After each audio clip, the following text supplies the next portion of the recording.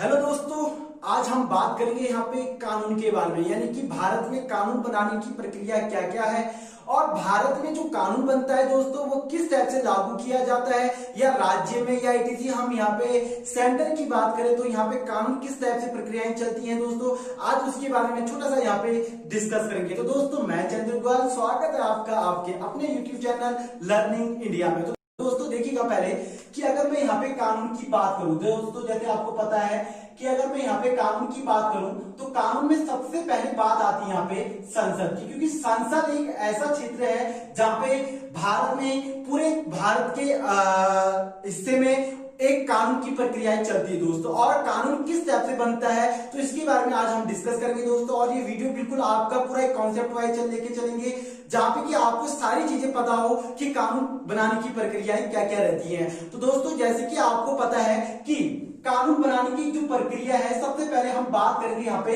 संसद की, क्योंकि भारत का जो संसद है, भारत के संसद को 3 भागों में बांटा गया है दोस्तों। सबसे पहले आपको पता होना चाहिए लोकसभा, उसके बाद है आपका राज्यसभा और उसके बाद है आपका राष्ट्रपति। दोस्तों ये आपको पता होना चाहिए कि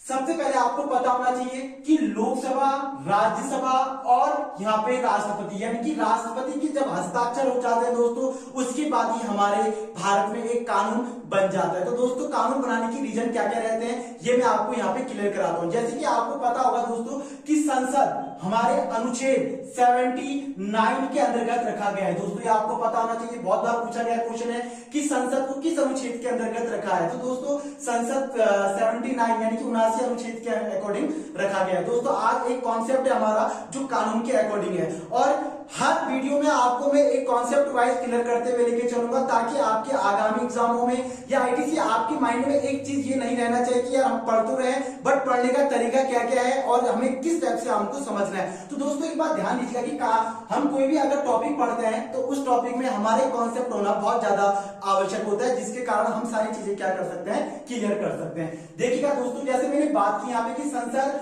79 यानी कि अनुच्छेद 79 के अंतर्गत रखा है, और संसद के 3 भाग है, एक है लोकसभा, एक है राज्यसभा और एक है आपका राष्ट्रपति। लोकसभा को हम क्या बोलते हैं दोस्तों, पहले आपको पता होना चाहिए कि लोकसभा और राज्यसभा को किस नाम से जाना जाता है। तो दोस्तों पहले मैं बता दूं आपको कि जो लोकसभा होता है यह एक अस्थायी सदन होता है दोस्तों। ये बहुत बार पूछा गया है, जो ट्रम्पली सदन कहलाता है दोस्तों, और ये कभी भी आपका क्या हो सकता है, गिर सकता है, ये कभी भी समाप्त हो सकता है दोस्तों। और मैं बात करूं यहाँ पे राज्यसभा की, तो राज्यसभा एक स्थायी सदन होता है जो कभी नहीं गिरता है दोस्तों। ये आपको पता होना चाहिए, लोकसभा अस्थायी होता है और राज्यसभा आपका क्या होता है दोस्तों, स्थायी होता है। तो देखिएगा दोस्तों पहले मैं इसके बारे में फिर और डिटेल बता दूं आपको कि लोकसभा में अगर मैं बात करूं तो टोटल अधिकतम 552 सदस्य होते हैं दोस्तों।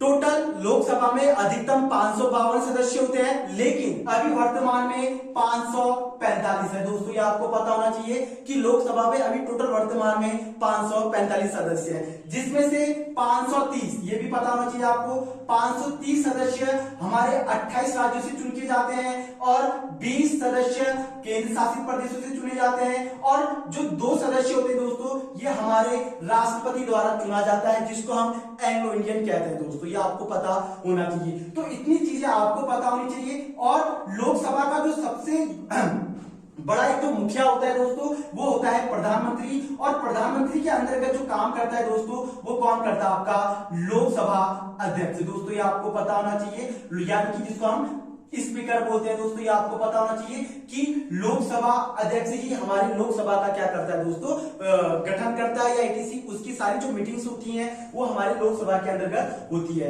अगर मैं बात करूं यहाँ पे राज्यसभा की, तो राज्यसभा में दोस्तों सबसे पहले मैं बता दूं कि अधिकतम 250 सदस्य होते हैं और वर्तमान में 245 सदस्य हैं दोस्तों। ये आपको पता होना चाहिए कि अधिकतम 250 और अभी वर्तमान में कितने हैं, 245 है। तो यहाँ पे एक बिल पारित होता है दोस्तों, ये आपको पता होना चाहिए कि एक कानून बनाने के लिए, यानी कि भारत देश में अगर एक कानून बनाना हमें, तो कानून बनाने के लिए हमें सबसे पहले एक बिल पारित करना होता है, चाहे वो राज्यसभा में हो या चाहे वो लोकसभा में। दोस्तों ये आपको पता होना चाहिए। और लोकसभा के बारे में जैसे मैंने आपको बताया कि लोकसभा का अध्यक्ष सदस्य द्वारा, यानी कि जो सांसद होते हैं दोस्तों, सांसद के सदस्य द्वारा लोकसभा अध्यक्ष को चुना जाता है। लेकिन राज्यसभा का जो अध्यक्ष होता है दोस्तों, वह भारत का क्या होता है दोस्तों, वाइस प्रेसिडेंट, यानी कि उपराष्ट्रपति होता है। यह आपको पता होना चाहिए।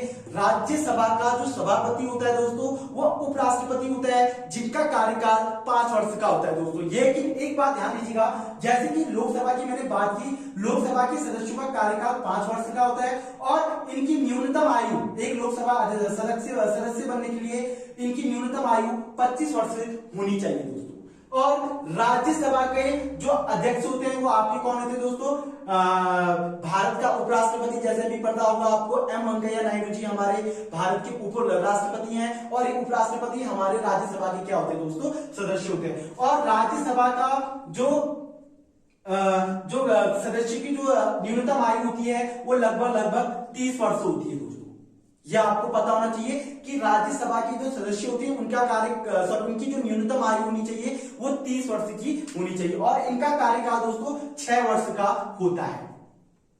यह आपको पता होना चाहिए कि इनकी न्यूनतम आयु 30 वर्ष और इनका कार्यकाल 6 वर्ष का होता है दोस्तों। और यह हर 6 वर्ष के अंतर्गत ये चेंज होते रहते हैं। लेकिन हमारे जो उपराष्ट्रपति, यानी कि हमारे जो राज्यसभा के सभापति होते हैं, वह 5 वर्ष के लिए क्या हो जाते हैं दोस्तों, 5 वर्ष के बाद वो एक सेनापति हो जाते हैं। जिसके बाद 5 वर्ष के तक और जो समय जो बचता है, इसमें उपसभापति काम करता है और उपसभापति काम करने तक फिर दूसरा जो हमारे उपसभापति जो सभापति होते हैं, उनका भी चुनाव करने के बाद फिर हमारे यहाँ पे सभापति क्या करता है, काम करता है दोस्तों।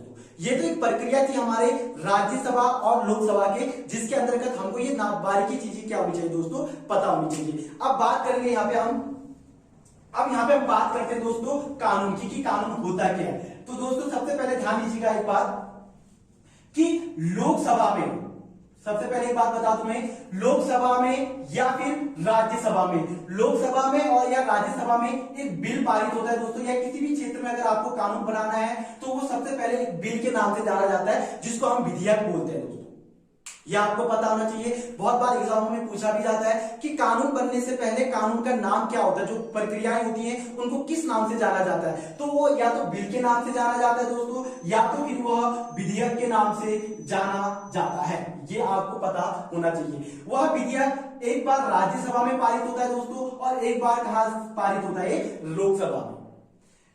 अगर लोकसभा से अगर वह बिल पारित हो जाता है, जैसे कि आपको पता होगा कि हमारे इसमें जैसे मैंने बात की, यहाँ पे 545 अभी हमारे वर्तमान सदस्य हैं। ये वर्तमान सदस्य क्या करते हैं, आपस में वोटिंग सिस्टम चलता है दोस्तों, यानी कि इसमें आपका चुनाव सिस्टम चलता है कि वोट देते हैं कि अगर ये कानून बनना चाहिए, अगर ये बिल अगर पारित होना चाहिए, तो दोस्तों इसमें कितने लोग इसमें सहमति हैं और ये भारत के अंतर्गत कहां पे ज्यादा बेटर रहेगा। तो उनकी सारी प्रक्रियाएं हमारी लोकसभा के अंतर्गत होती है दोस्तों। और इसमें 545 सदस्य, अगर यहाँ पे कोई सदस्य अनुपस्थित रह जाता दोस्तों तो उनकी कोई गिनती नहीं होती। पहले आपको मैं बता दूं, जैसे अगर फॉर एग्जांपल मैं बता दूं कि यहाँ पे 50 सदस्य नहीं आ रहे दोस्तों और यहाँ पे 495 सदस्य हैं, तो इसको आधा कर दिया जाएगा और आधे में इनको क्या कर दिया जाएगा दोस्तों, वोटिंग सिस्टम कर दिया जाएगा। और यह जब लोकसभा में पारित हो जाएगा तो यह बिल कहां चले जाता है, फिर राज्यसभा के अंतर्गत चले जाता है दोस्तों।